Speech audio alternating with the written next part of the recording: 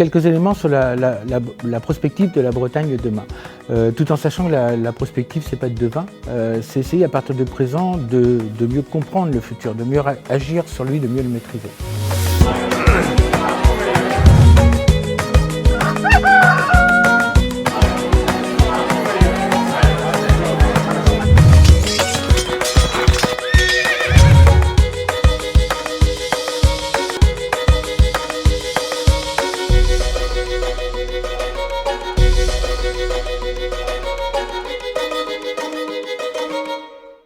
Alors, je vais commencer par un bilan très rapide, avant de voir deux scénarios et des possibles actions.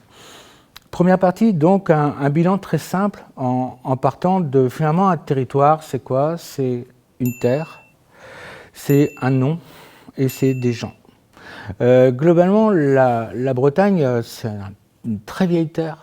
Effectivement, on a parmi les roches les plus vieilles du monde, de plus de 2 milliards d'années, hein, à l'Oquirec, par exemple. Donc une histoire géologique immense avec des roches datant de plus de 2 milliards d'années.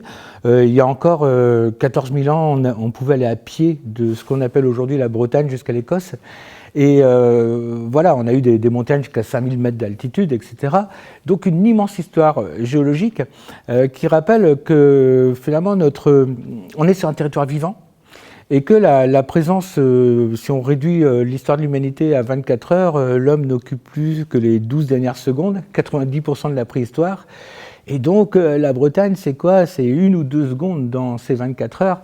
Mais quelles secondes, effectivement, puisque on a un peuple qui vient, donc on le sait, entre le 4e et le 6e siècle, hein, s'établit dans ce qu'on appelle aujourd'hui la Bretagne, avec un exode très fort, des gens sans doute chassés par les Scots, également par les Irlandais, hein, donc dans le sud de la Cornouaille, qui traverse la mer, se marie aux Gaulois, donne ce peuple, donc Gio a dit qu'il y avait entre 50 000 et 100 000 personnes, s'ajoutant à 100 000 personnes présentes, et Brise, métissage, hein, donc un peuple qui se crée, va devenir indépendant, notamment sous Nominoé Rispoé, puis après, dans toute la période du duché, des États de Bretagne, une construction extrêmement forte, et une population qui progresse, en fait, c'est encore 1,3 million d'habitants en 1500, donc vous voyez une population assez modeste, et aujourd'hui on est sur l'ensemble de la Bretagne à 5 millions d'habitants, donc un peuple qui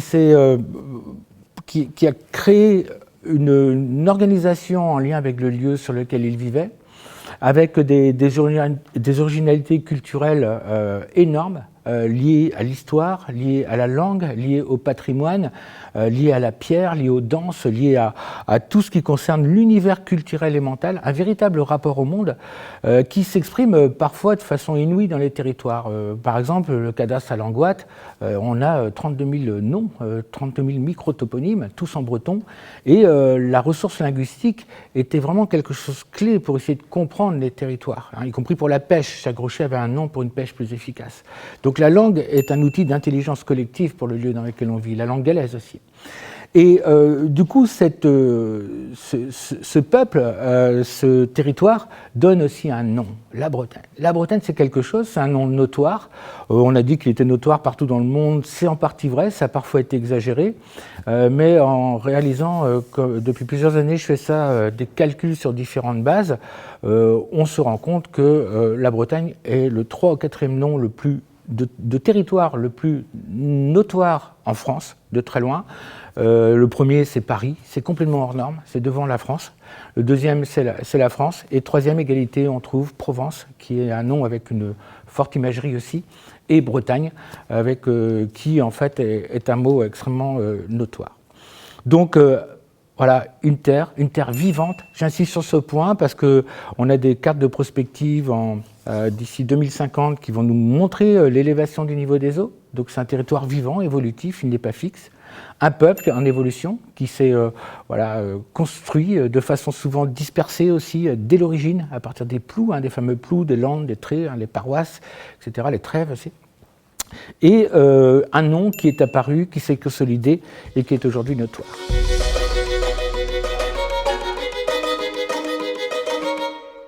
À partir de ce diagnostic, deuxième partie, Eh bien, aujourd'hui, on a finalement deux scénarios pour faire de la prospective. Où en est la Bretagne, vers où elle peut aller. Alors, le premier scénario est un peu défaitiste. On a entendu récemment Bretagne, terre sacrifiée. On a également des prospectives qui envisageraient un avenir uniquement métropolitain des grandes villes. Donc, ce serait Nantes, Rennes, Brest, qui ferait l'avenir du territoire breton. Et en gros, une Bretagne un peu d'un côté sacrifiée avec les algues vertes, tout ça, et de l'autre côté qui devrait être métropolitaine. Alors, globalement, attention à ces discours excessifs. Bretagne, terre sacrifiée, ces gens racontent vraiment n'importe quoi, et je pèse mes mots. La Bretagne n'est pas du tout sacrifiée. Si on regarde, en fait, elle commence à être visitée par toutes les régions françaises pour l'action réalisée sur l'eau, par exemple. S'il y a encore des problèmes et qu'il s'agit bien de les résoudre, si la Bretagne n'est pas sacrifiée, c'est précisément parce que depuis 1953, on a eu notamment des associations écologistes extrêmement dynamiques. Rappelons que la première société de France de nature, la SEPNB, est créée en 1953. C'est qu'on a en fait depuis 1970 des gens spécialistes des sols qui ont dit de faire attention, comme Cobnet par exemple. On a toute une série d'acteurs aujourd'hui, donc Luca, etc. Toute une série de personnes qui travaillent sur les sols, sur l'écologie et évitent qu'on ait fait n'importe quoi. La mobilisation des gens également pour éviter qu'on sacrifie la Bretagne précisément. On peut parler de Plogoff, bien sûr, on peut parler également de l'opposition à la centrale nucléaire du Carnet, on peut parler du peuple des dunes qui a évité qu'on, donc Ardevin, qui a évité qu'on saccage les plages, des collectifs antiminiers près de Locquenvel pour éviter que Variscan crée des puits de mines et pollue partout. Donc au contraire, on a des gens attachés en territoire, et quand on fait le bilan de la Bretagne, on n'a que 12% de terres urbanisées, et on a en fait 64% de territoires agricoles et 26% de territoires naturels, et souvent très bien préservés par Bretagne Vivante, par les associations écologistes, etc. Donc de ne pas dire n'importe quoi, et on n'est pas non plus dans des immenses métropoles.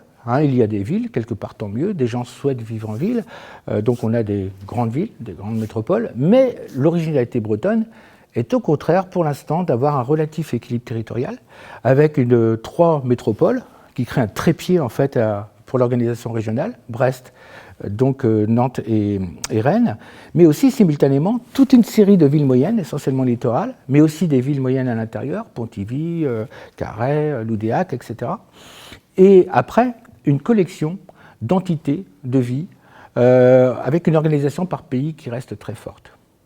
D'où, deuxième scénario, et peut-être plus porteur, eh bien, effectivement, réfléchir à l'originalité du territoire, qui est une zone assez équilibrée de peuplement. En fait, on a une organisation d'un territoire où ville et campagne sont très liées. Les pays en Bretagne sont très importants. Les gens disent eux-mêmes qu'ils vont au pays, qu'ils rentrent au pays, qu'ils sont au pays, alors avec des choses souvent changeantes dans leur propre tête. Mais la dimension de pays, qui associe l'urbanité à la ruralité, est un élément qui semble porteur pour l'avenir de demain. Et donc le deuxième scénario est plus celui d'un équilibre démographique, d'un équilibre humain, d'un équilibre social, peut-être pour envisager un projet.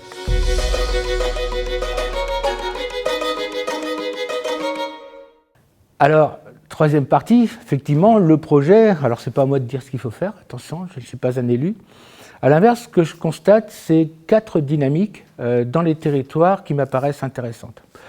Première dynamique que je constate aujourd'hui, c'est un lien très fort avec la proximité, le territoire local, des personnes qui veulent s'associer au lieu, retrouver aussi l'esprit de la terre, Blazandua, pour en fait s'associer au lieu, vivre avec lui. Notamment chez des jeunes, je constate ces mutations des jeunes qui veulent s'installer en permaculture, produire leur propre électricité, etc. Parfois sans des utopies. Mais il y a cette ambition de retour à la terre qui crée une attache très très forte au local, retour au terroir, qui n'est pas quelque chose vu comme un passé, mais un élément pour construire demain. Ça, c'est un point très fort, et cette logique du local, des circuits courts, de la proximité, etc. est très importante. Donc première stratégie qu'on voit apparaître. Elle est à renforcer, évidemment, elle est constructive. Deuxième élément, par contre, c'est que personne n'est autonome en tout. Et on a aussi parfois un discours un peu excessif d'une sorte de local total, voire un local un peu bocal, les gens oubliant que personne ne fabrique son ordinateur tout seul, que de moins en moins de gens, malheureusement sans doute, mais c'est comme ça, sont autonomes au niveau par exemple de l'alimentation, et on a donc besoin des autres. On a besoin d'une dynamique collective, d'autant que quand on est seul dans son village, il peut y avoir une catastrophe, on a vu dans le sud de la France, et on a besoin des autres. Et dans ce cadre-là, il y a aussi la dynamique d'échange, de marché, de partenariat de production, qui s'exprime à une échelle de la péninsule, voire une échelle nationale, voire une échelle européenne, voire parfois mondiale, le café ou le cacao qu'on prend le matin, par exemple. Donc cette dynamique d'échange, elle est complémentaire. Et là, il y a sans doute des leviers de mutualisation, à l'instar de ce que fait, par exemple, Produit en Bretagne, pour renforcer la dynamique des entreprises, produire, parce qu'on est complètement fou, en France, on a importé quasiment tout, nos tables, nos vêtements, voilà, quasiment tout. Une société qui ne produit pas n'a aucun avenir économique. Et la Bretagne, un point intéressant, c'est qu'elle retrouve une dynamique productive associant notamment les pays de la mer aux pays de la terre. Elle a toujours été prospère, non pas lorsqu'elle était maritime, mais lorsqu'elle associait les deux. J'étais frappé l'autre jour en travaillant de voir les productions de miel qui existaient, par exemple, maximum au milieu du 1850. Toute la production de miel du pays de Morlaix équivalait à l'ensemble de la production bretonne aujourd'hui. Donc on a ces éléments, et ça permettait en plus d'échanger. Au XVIIe siècle, un tiers de l'or français est frappé en Bretagne, selon Delumeau et l'Espagnol. Pourquoi ? Parce qu'on a tout le monde qui fabrique des toiles, et elles sont exportées par les ports quasiment dans le monde entier. Donc il y a ces dynamiques collectives de production aussi, qui permettent d'avoir l'exportation et de renforcer la prospérité. Troisième stratégie que je constate ici dans les territoires, c'est des éléments de réappropriation. Par exemple, la Bretagne importe 86% de l'énergie qu'elle consomme. C'est dramatique. Comment faisaient nos anciens? Alors ils avaient moins de besoins, mais ils produisaient tout seuls, ils n'avaient pas le choix. Avec les moulins, avec toute une série de dispositifs qu'on connaît, eh bien 86% importés, ça veut dire qu'il y a 86% du marché à prendre. Et dans ce cas-là, on a de véritables brigades énergétiques, entre guillemets, à créer dans les territoires, pour créer l'énergie qui, en plus, avec une Bretagne qui est du pain béni pour ça. C'est-à-dire qu'on a du vent, on a du solaire, on a du bois, avec le bocage, on a toute une série de choses à valoriser et non pas exploiter, pour gagner en autonomie et renforcer des milliers d'emplois par une économie énergétique productive. On a des filières à hydrogène qui se créent à Redon, etc. Et c'est un point qui est central pour porter le développement. Enfin, dernière carte aussi essentielle, c'est une carte de la solidarité, qui me semble le clé. C'est-à-dire qu'on n'est pas uniquement dans une logique marchande, mais il y a une particularité en Bretagne qu'on voit dans plein de choses, c'est que les gens consacrent du temps aux autres. C'est une particularité statistiquement démontrée. L'économie sociale et solidaire, c'est 4,5% d'emplois en plus qu'en France, c'est 13,5% des emplois contre 9% en France. Le tissu associatif est le premier en France. On a les dons du sang, par exemple, on est le premier en France, les dons de moelle osseuse aussi. Il y a toute une série de choses qui montrent qu'au-delà de croûter, de travailler, de gagner de l'argent, il y a autre chose qui passe par un élément d'identité, une envie de faire ensemble, une envie d'agir avec les autres. Voilà, une sorte d'amour du pays, quoi, et alors qu'il ne faut pas idéaliser, mais qui existe statistiquement. Et voilà ces quatre éléments-là, retrouver à la fois les dynamiques locales et s'y lancer au maximum. Deuxième point, mutualiser pour être plus compétent au niveau des performances. Troisième point, voilà, se réapproprier des choses aussi qu'on nous a dérobées, notamment avec le centralisme énergétique français. Mais on pourrait prendre aussi ça pour le numérique, avec des structures comme le point BZH, etc., qui essayent d'avoir une réappropriation numérique. Et le quatrième point, bâtir aussi l'avenir avec le cœur, avec l'envie de faire des choses ensemble pour transmettre une identité, une culture et l'originalité d'un pays. Si cette vidéo vous intéresse, il y en a beaucoup d'autres sur www.mooc.bzh.